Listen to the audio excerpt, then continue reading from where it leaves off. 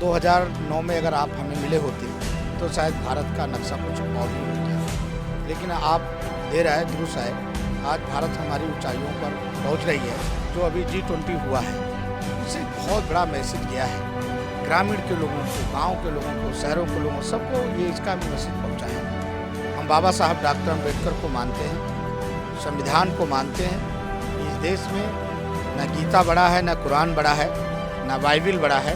अगर बड़ा है तो संविधान बड़ा है। हिंदू कोड भारत में लागू किया जाए जिससे महिलाओं को सम्मान मिले।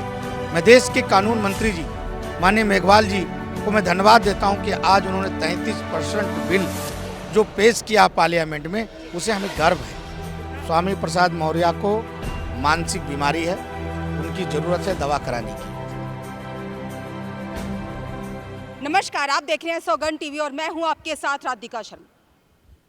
हमारे साथ आज मौजूद हैं भारतीय बौद्ध संघ के बंत राहुल जी, जिनसे हम सनातन के बारे में कुछ बात करेंगे। जिस तरह से उन्होंने प्रधानमंत्री मोदी का जन्मदिन मनाया है, उसके उपलक्ष्य में यहाँ पे जो केक कटिंग हुआ है उसके बारे में बात करेंगे। साथ साथ कुछ और मुद्दे जैसे महिला आरक्षण बिल पास हुआ है उसके बारे में चर्चा करेंगे।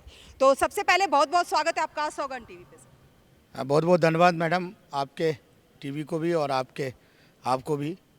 आज भारत के प्रधानमंत्री जी जिन्होंने पूरे भारत में नहीं पूरी दुनिया में नाम रोशन किया है जी। उनका जन्मदिन बड़े पैमाने पर भारतीय बौद्ध संघ, दिल्ली प्रदेश और हमारे अन्य प्रदेशों के लोग को मिलकर के मनाया गया है।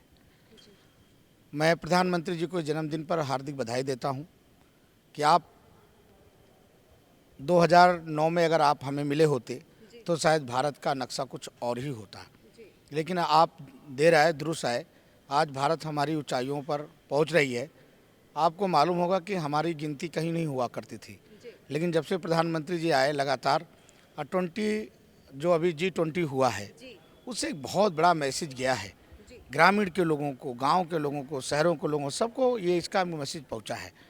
तो बहुत बहुत धन्यवाद देता हूं प्रधानमंत्री जी जन्मदिन पे मैं आप लोगों को।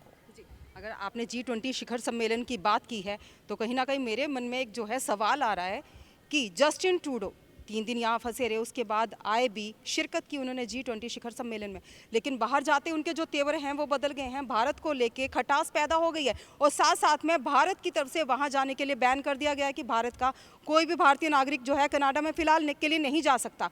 क्या वजह है? देखिए मैडम, आतंकवाद का जो मुद्दा है राष्ट्रीय मुद्दा है और वो राष्ट्रीय मुद्दे के कुछ मामले जो सरकार की अनुरोधी मामला वो हमसे उसके आप लोगों के सामने मैं नहीं रख सकता। लेकिन अभी आपने एक बात कहा सनातन धर्म की। सनातन धर्म भारत का एक परंपरा पुराना धर्म है और सनातनी धर्म से इस देश में मैं भी सनातनी था, मैं भी हिंदू था। भगवान बुद्ध भी हिंदू थे, महावीर भी हिंदू थे और नानक भी हिंदू थे, जो बाद में उन्होंने अलग अलग पंथ बनाया। लेकिन सनातन धर्म पर मैं आपको ये बताना चाहता हूँ, खासकर जो तमिलनाडु के मुख्यमंत्री जी के स्टालिन जी ने जो बयान दिया है, मैं स्टालिन जी से ही पूछना चाहता हूँ कि जब आपकी शादी हुई तो आपने सनातन धर्म से क्यों किया? आपकी माताजी सनातन धर्म को क्यों मानती हैं? आप राजनीतिक बाउंडल मत करिए। ये भारत, हम बाबा साहब डॉक्टर अम्बेडकर को मानते हैं, संविधान को मानते हैं। इस देश में न गीता बड़ा है, न कुरान बड़ा है, न बाइबिल बड़ा है। अगर बड़ा है तो संविधान बड़ा है और भारत के संविधान पर देश के प्रधानमंत्री चल रहे हैं और भारत के प्रधानमंत्री जी का जो अटूट विश्वास है कि हमारा संविधान एक स्वच्छ संविधान है जिसका निर्माण बाबा साहब डॉक्टर अम्बेडकर जी ने बड़ी निष्पक्ष से किया है। सभी समाज के लोगों को ध्यान रखा गया है, सभी वर्गों को रखा गया ध्यान पर। तो हमारा संविधान ये नहीं कहता है कि देश को टुकड़ा किया जाए। राजनीति के आधार पर आप किसी धर्म को गाली दें, आप अपनी दुकान की सौदा बेचिए, आपको खरीदारी जो मिलेंगे वो खरीदेंगे। लेकिन आप सनातन को गाली दे करके आप आगे बढ़ना चाहते हैं तो मैं उसका घोर निंदा करता हूँ। साथ साथ में अगर आपने बात की संविधान की, संविधान से इंडिया शब्द को हटा के भारत करने की मांग की जा रही है। अभी आपने उनके संविधान को कहा कि कोई छेड़छाड़ नहीं कर सकता, फिर ये छेड़छाड़ की वजह क्यों, किस वजह से इंडिया को हटाया जा रहा है और भारत को लाया जा रहा है, जबकि वो पहले मतलब देखा जाए तो इंडिया को हिंदी में भारत ही कहते हैं। देखिए मैं आपको एक बात बताऊँ, भारत के संविधान में डॉक्टर अंबेडकर जी भारत ही लाना चाहते थे, ना कि इंडिया। बाबा साहब डॉक्टर अंबेडकर जब देश बंटवारा हुआ 47 में और जिन्ना जी ने जब देश को 2 टुकड़े किया, तो बाबा साहब डॉक्टर अंबेडकर से लोगों ने पूछा कि आपको भी मौका है, आप भी एक देश मांग लीजिए अपने लोगों के लिए। तो बाबा साहब डॉक्टर अंबेडकर ने कहा था, मेरी जीवित भी भारत है और मेरी मृत्यु भी भारत है। मेरे लोग भारत से प्यार करते हैं, ना कि इंडिया से। बाबा साहब ने भारत शब्द इस्तेमाल किया था, इसलिए भारत शब्द ही इस देश का एक धर्म से। इंडिया तो लोगों ने डाल दिया।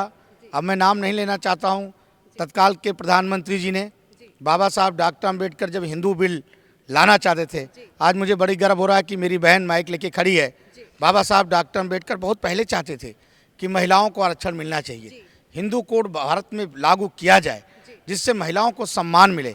मैं देश के कानून मंत्री जी माननीय मेघवाल जी को मैं धन्यवाद देता हूं कि आज उन्होंने 33% बिल जो पेश किया पार्लियामेंट में, उसे हमें गर्व है। बिल्कुल पास हुआ और साथ में जितने भी विपक्षी दल हैं सबने सहयोग किया है, समर्थन दिया है इसका।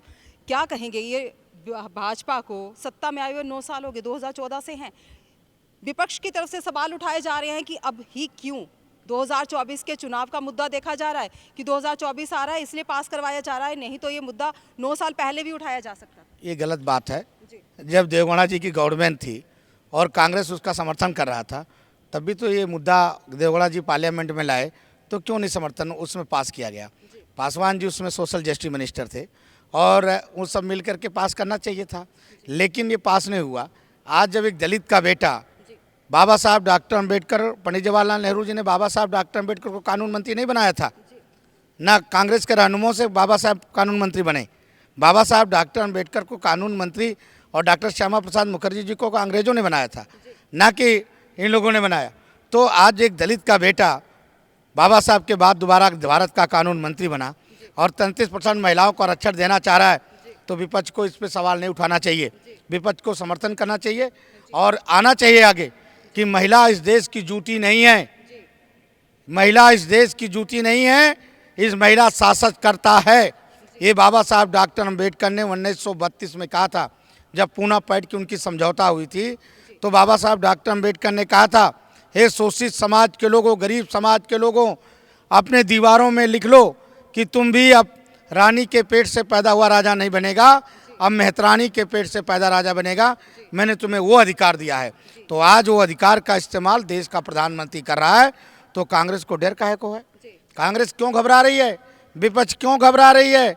विपक्ष ने कितनी षड्यंत्र रख रही मोदी जी के लिए, लेकिन 24 में हमारी सीटें जितनी थी उससे ज़्यादा सीट हम जीत करके आएंगे, ये मैं आपको विश्वास दिलाता हूँ। देखिए वही आप विश्वास दिला रहे हैं। साथ साथ में अगर बात की जाए सनातन को लेकर, फिर से आ रही हूँ, स्वामी प्रसाद मौर्य जब ज्ञानवापी की बात चलती है तो उन्होंने बोला है कि जिस तरह से मस्जिदों की खुदाई करवाई जा रही है, हो सकता है बौद्ध धर्म के अवशेष मिले तो क्या वहाँ पे मठ बनवाए जाएंगे?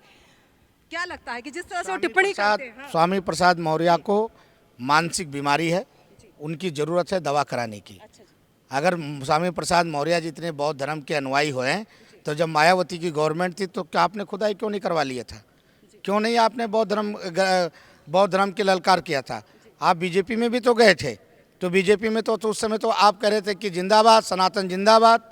आज आप ऐसी बात करें तो ऐसे लोगों तो मानसिक पागल हैं लोग। और स्वामी प्रसाद मौर्य को मैं कोई नेता नहीं मानता हूँ जिसका कोई जमीर ना हो। पांच पार्टियों में बदल करके जो आदमी नेता बनने की कोशिश, उसको नेता नहीं। स्वामी प्रसाद मौर्य जी खत्म हो चुके हैं।